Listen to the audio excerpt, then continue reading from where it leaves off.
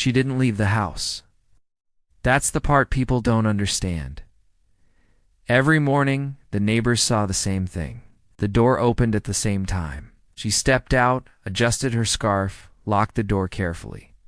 Nothing dramatic. If you asked anyone, they would say they're a normal couple. Quiet, decent, stable. But stability can hide decay. Inside that house, love wasn't dying loudly. It was disappearing politely. She didn't stop loving him all at once. She didn't wake up one day and decide to emotionally leave. It happened slowly. So slowly that even she didn't notice at first. And he noticed even less. This story isn't about divorce. It's about what happens before divorce. The part no one warns you about.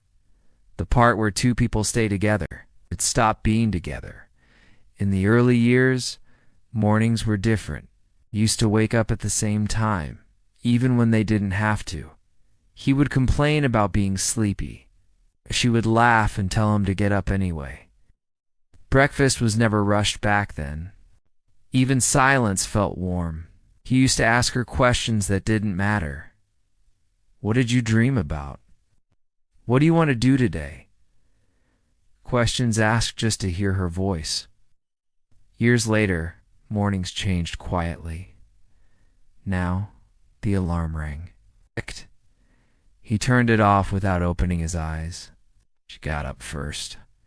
She moved around the kitchen softly, not because she was scared, but because she didn't want to disturb him. Breakfast became functional, not shared. 2 plates on the table, 2 people eating at different speeds. He checked his phone, emails, messages, news. She watched him without saying anything. She wanted to say, "You're already gone, and you're still sitting here." But she didn't, because she had learned something important. Interrupting him never brought him back. When he left for work, he kissed her forehead automatically. Not lovingly. Automatically. She stood at the door for a few seconds after he left, listening to the silence settle back in. That silence stayed with her all day. Loneliness doesn't always mean being alone. Sometimes it means being surrounded by someone who doesn't see you anymore. Evenings were the hardest. She prepared dinner carefully, even when she wasn't hungry. Not because he demanded it, but because effort was the last thing she still had. He came home tired. Not cruel, not rude, just absent. He talked about work. She listened. She talked about her day. He nodded.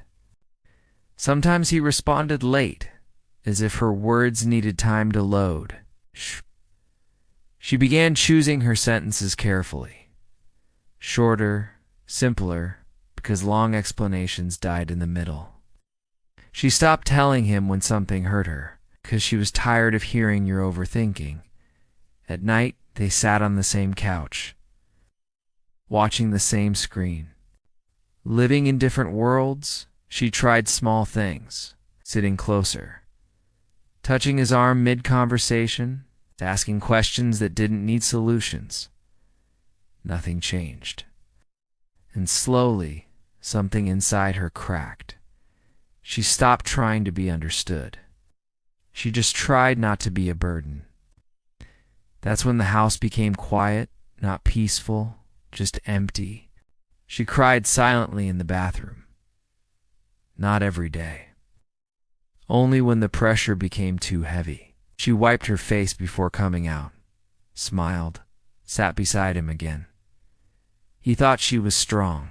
He didn't know she was exhausted. And here's the part people misunderstand. She didn't leave because he was bad. She didn't leave because there was someone else. She left because she felt unnecessary. And feeling unnecessary inside a marriage is more painful than being alone. Have you ever felt yourself slowly pulling away from someone you love? It's not a big, dramatic fight. It's quiet. It starts with small things. You stop sharing the little details of your day. Find yourself saying, "I'm fine," when you're anything but. That's what happened to me. It was a slow fade, a gradual turning down of the volume on my own feelings. I remember when we first met. Everything was vibrant. We talked for hours about anything and everything. He knew my coffee order by heart, and I knew exactly which songs made him turn up the radio. We were an open book to each other, but over time the pages started to stick together. A misunderstanding here, an unspoken hurt there. Instead of talking it out, I started building a wall, brick by silent brick. It began with me not wanting to bother him with my problems. My stressful day at work, I'd just deal with it.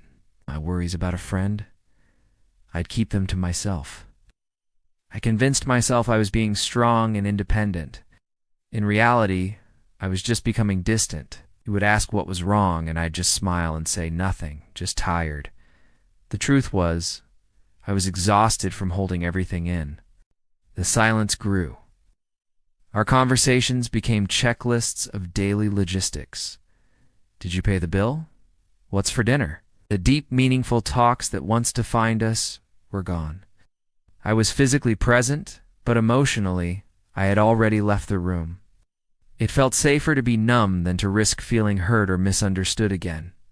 I was protecting myself, but I was also starving the relationship of the one thing it needed most: connection. One evening, he looked at me, really looked at me, and said, "I feel like I don't know you anymore." And in that moment, I realized I barely knew myself. I had retreated so far into my shell that I'd lost touch with my own heart. It was a painful wake-up call. Emotional withdrawal isn't a solution. It's a symptom of a deeper issue that needs to be addressed, either together or on your own. If you feel this happening, please don't wait. Talk to someone. Reach out. Your feelings are valid, and they deserve to be heard. Thanks for listening.